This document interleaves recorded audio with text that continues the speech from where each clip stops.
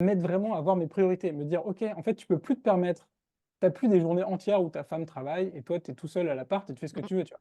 OK, J'ai ouais. plus, 9 heures à 19 heures chez moi où je fais ce que je veux. Mmh. Non, là, j'ai 3 heures de libre. Qu'est-ce que je fais en 3 heures de super efficace, tu vois? Et donc Ouais. j'ai appris à faire des trucs en mode, tu vois, machine, enfin pas machine, non, c'est humain, mais humain performant. Et donc je me dis: «C'est ça que j'ai envie de développer, quoi». Honnêtement, j'ai toujours été un peu light, hein. Parfois, pendant des mois, je travaillais à peu près cinq heures par jour, on va dire, de travail réel Mmh. ou 6 max, mais tu vois, ça fait pas des semaines énormes au final. Bah, là, je me dis peut-être que déjà si je travaille 3 ou 4 heures dans une journée, pour moi, ce serait une grosse journée. Au Mmh. début, hein, je parle des premières semaines Mmh. et donc me focaliser sur, faire des missions clients, peut-être faire moins de par exemple, je vais pas, retaper mon site web maintenant. Je vais pas, Ouais. revoir toute ma stratégie de contenu maintenant. Mmh. Je vais plutôt enfin si, un petit peu, je suis obligé de revoir la communication par rapport à mes objectifs, mais tu vois, je vais pas faire, trop de travail de fond qui prend Ouais. beaucoup de temps, mais qui est pas payé, mais je Mmh. vais plus favoriser les missions clients, les événements, les portraits et donc bah, tout ce qui fait rentrer du CA, on va dire. Mmh. Et après, bah, j'ai commencé à prendre confiance et je me suis amusé à tester aussi, par exemple, faire des appels de vente avec un PDF, de quelques pages, tu vois, fait sur Canva et il y avait un plaisir aussi à mettre en avant, bah, en fait, puisque je fais des efforts pour que mes offres, elles aient des choses utiles pour mes clients et de trouver un axe humain qui fait que je les respecte et que je les prends en compte, je me dis: «Bah, en fait, c'est à mettre en avant aussi», parce que tout le monde ne le fait Mmh. pas. Tous les photographes ne plongent pas dans ton histoire, tous les photographes ne savent pas te mettre à l'aise. Et est-ce que ça génère une frustration chez toi? Parce que tu disais que tu aimais bien toucher à tout. Mais est-ce que, ouais, ça génère une frustration de devoir te centrer justement sur tes priorités? Bah, en fait, non, ça m'a même soulagé, je crois. Parce que j'ai dû dire non à certains trucs, même, tu vois, des rôles que j'ai en dehors de mon travail, je fais un peu des trucs bénévoles, tu vois, par Mmh. exemple, au conseil syndical de mon immeuble, dans une association bouddhiste, enfin, tu vois, parfois, je passe du temps à organiser des événements, des trucs, Mmh. bénévolement, quoi. Et ça, j'ai un peu lâché, par exemple. Et donc, OK. enfin, j'ai lâché, j'ai pas arrêté, mais j'ai dit, je lève un peu le pied, je serai moins là. Et donc, il y a aussi des choses où je passe du temps qui sont pas professionnelles, qui prennent pas mal de charge mentale et d'énergie, où j'ai levé le pied, quoi.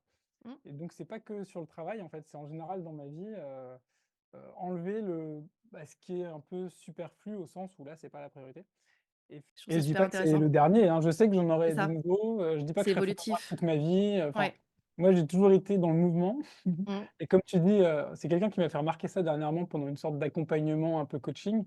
Elle m'a dit: «Mais en fait, toi, tes grands changements de vie, c'est les opportunités que tu as saisies» et je me suis dit: «Ah c'est vrai, j'ai pas vraiment pris des décisions, c'est que la vie me montre quelque chose Mmh. et quand je le sens, bah, j'y vais». Dans les podcasts, donc il y a celui de Thomas Burbidge que j'ai pas mal écouté, notamment à mes débuts. Mmh. Très bien pour ceux qui ont peur du marketing, de la vente et tout ça et surtout, moi, encore une fois, ce que, entre guillemets, je vais le dire, même j'admire, on va dire, chez lui, c'est que c'est le seul que je connaisse qui communique, sans parler que de chiffre d'affaires. C'est pas, «Je vais vous aider à faire, 5 K par mois et vous Mmh. serez, les plus riches, les plus valeureux». Non, lui, il dit, «OK, mon entreprise, elle est au service, de l'écologie, du féminisme» et donc ça, vraiment, je trouve que ça c'est inspirant aussi pour ça. C'est-à-dire Mmh. comment dans mon entreprise, je mets des vraies valeurs et comment je les assume Clairement. et mais j'ai fait des super rencontres aussi parce que j'ai cherché des gens qui avaient certaines valeurs en commun avec moi et du coup, il y a ce côté amical, en fait et la Ouais. plupart de mes clients, je les sens pas clients avec la distance que j'imaginais au début. Tu sais, le client qui est là Ouais. et toi, tu es C'est là ça. On et est aujourd'hui, tu es absolument main dans pas au la même main. niveau et cetera. Ouais, c'est ça. Ouais, voilà, mais j'avais ce complexe un peu d'infériorité de me dire: «Le client, c'est mon supérieur», tu vois? Et Mmh. aujourd'hui, je me dis: «Non, non». Je me suis dit: «Mais en fait, c'est juste une question de, comprendre quels sont les moments et quels sont mes états, Ouais, et quel état est le plus propice à quel moment pour pouvoir, bah, mettre le business autour de ça, en fait».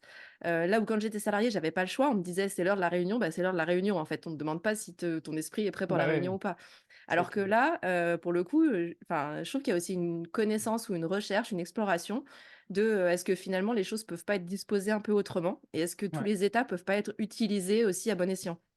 Mais c'est ça, hein et tu vois, moi, quand j'avais beaucoup de temps libre, ça m'arrivait de me «forcer» entre guillemets à me dire, «Là, c'est le lundi matin, pendant 3 heures, tu fais ton contenu» et là, ce que je vois, c'est que ces derniers temps, parfois, entre 2 rendez-vous où je peux pas trop travailler, bah, j'ai plein d'idées qui viennent et je note sur mon téléphone vite fait Ouais. et je pense que c'est en général, quand je fais ça, c'est des posts qui marchent mieux de les avoir écrits spontanément avec une Mmh. situation de vie que de m'être dit, bêtement, «Je m'assois à telle heure et il faut que je Ouais. trouve des idées», quoi. Je sais pas si tu connais Thomas Burbidge, Ouais. mais avec son podcast notamment, Young, Wild and Freelance.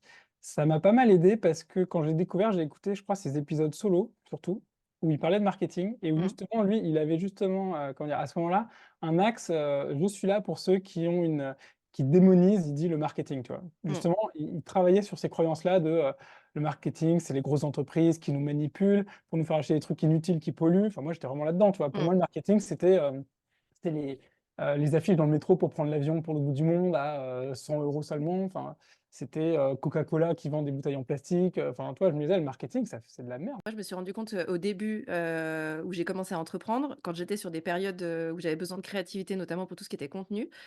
Je assez vite, je me suis rendu compte que quand j'étais fatiguée pour le coup et que ma nuit était plus écourtée, j'étais bien plus créative parce que je pense qu'il y a des barrières qui s'enlevaient en fait Ah chez ouais, moi et qui faisaient que ma créativité décuplait. Et donc au départ, j'étais en mode je me levais en me disant: «Ah putain, c'est pas possible, j'ai encore pas dormi, ça y est», un peu ce que tu viens de dire.